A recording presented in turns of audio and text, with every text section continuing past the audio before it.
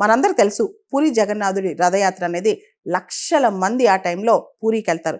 కానీ దేశవ్యాప్తంగా ప్రపంచవ్యాప్తంగా ఫాలోవర్స్ భక్తులు ఎవరైతే ఉంటారో పూరికి వెళ్ళలేరో వాళ్ళు లోకల్గా కూడా నిర్వహించుకుంటుంటారు.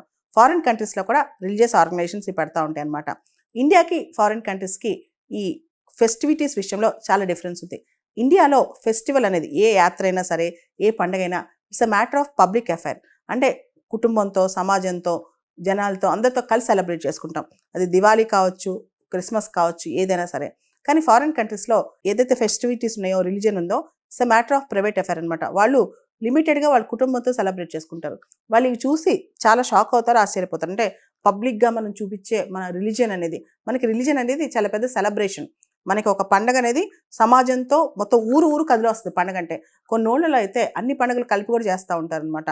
సో ఊరు ఊరు పొద్దున్న లేచి పండగ రోజు మొత్తం అందరూ గ్రీట్ చేసుకుంటారు. అటువంటి సెలబ్రేషన్ ఫారెన్లో ఉండదు. సో ఇవి చూసినప్పుడు కొంతమంది యాంటీ సోషల్ ఎలిమెంట్స్, మిస్చ్యూయస్ ఎలిమెంట్స్, గుర్తు తెలియని వ్యక్తులు ఇలాంటి వాటి మీద దాడి చేస్తూ ఉంటారు అనమాట. కానీ ఇండియన్ కల్చర్ అనేది మన ఫెస్టివిటీస్, మన సోషల్ ఈవెంట్స్ ముఖ్యంగా కొన్ని ఉంటాయి. అంబుబాచి మేళా కావచ్చు, జగన్నాథుడి రథయాత్ర కావచ్చు, లేదా కుంభమేళాస్ కావచ్చు. అది ఇండియా అంటే, ఇండియన్ కల్చర్ అంటే.